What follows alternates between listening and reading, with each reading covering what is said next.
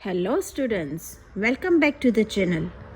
आज हम class 10 physics के 10 मोस्ट रिपीटेड 5 मार्क्स के क्वेश्चंस डिटेल के साथ समझेंगे जो बोर्ड एग्जाम में बार बार पूछे जाते हैं। अगर तुम ये वीडियो कंप्लीट देख लोगे तो तुम्हारा इलेक्ट्रिसिटी और मैग्नेटिज्म चैप्टर ऑलमोस्ट स्ट्रॉन्ग हो जाएगा। So let's start. पहला क्वेश्चन है ओम्स लॉ के बारे में। स्टूडेंट्स, ओम्स लॉ फिजिक्स का बहुत इम्पोर्टेंट लॉ है। ओम्स लॉ कहता है कि किसी कंडक्टर में करंट पोटेंशियल डिफरेंस के डायरेक्टली प्रोपोर्शनल होता है जब टेम्परेचर कांस्टेंट हो। इसका फॉर्मूला है V = IR। यहाँ V means voltage, I means current, R means resistance. Simple language में समझाओ, अगर वोल्टेज बढ़ेगा तो करंट भी बढ़ेगा। ग्राफ में अगर हम वोल्टेज और करंट प्लॉट करें तो स्ट्रेट लाइन मिलती है जो ओरिजिन से पास होती है।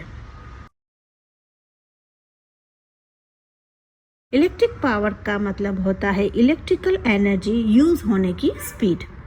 फॉर्मूला होता है P = VI। एग्जाम्पल, हीटर ज़्यादा पावर कंज्यूम करता है कंपेयर टू फैन। अब आता है क्वेश्चन 3 अबाउट सीरीज वेस पैरेलल सर्किट। सबसे पहले सीरीज सर्किट समझते हैं। सीरीज सर्किट में करंट सब डिवाइसेस में सेम फ्लो करता है। अगर एक डिवाइस खराब हो जाए तो पूरा सर्किट बैंड हो जाता है। पैरेलल सर्किट में वोल्टेज सेम होता है। अगर एक डिवाइस खराब हो जाए तो बाकी डिवाइसेस काम करते हैं, इसलिए घरों में पैरेलल सर्किट यूज होता है। Question number 4 about magnetic field.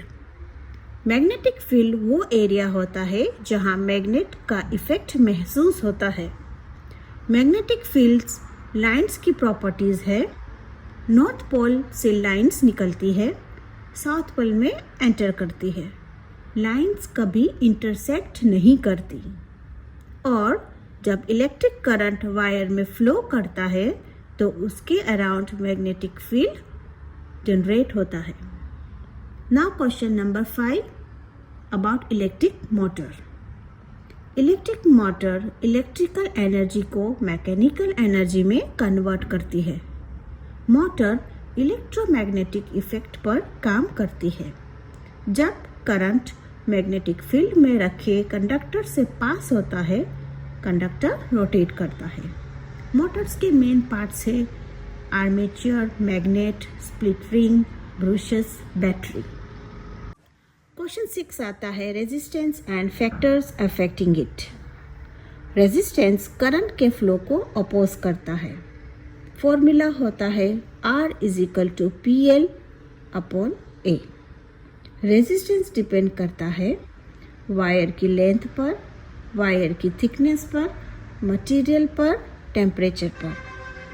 Long wire का रेजिस्टेंस ज़्यादा होता है और थिक वायर का रेजिस्टेंस कम होता है। Question number 7 heating effect of electric current.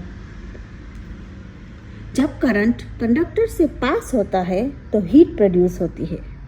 इसे जूल्स लॉ ऑफ हीटिंग कहते हैं और उसका फॉर्मूला है H = I²RT।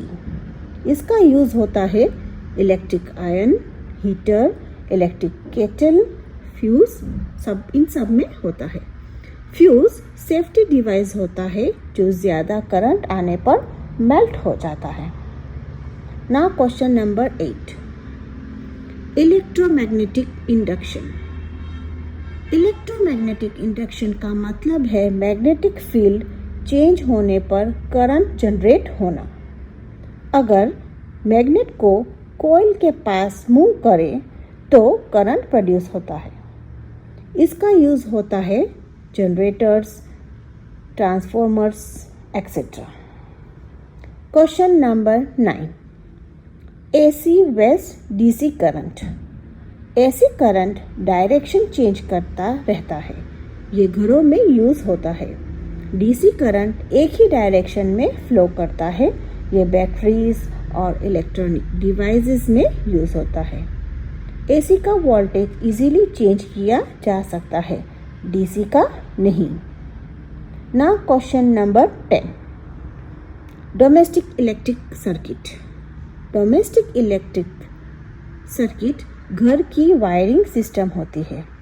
इसमें 3 वायर्स होते हैं।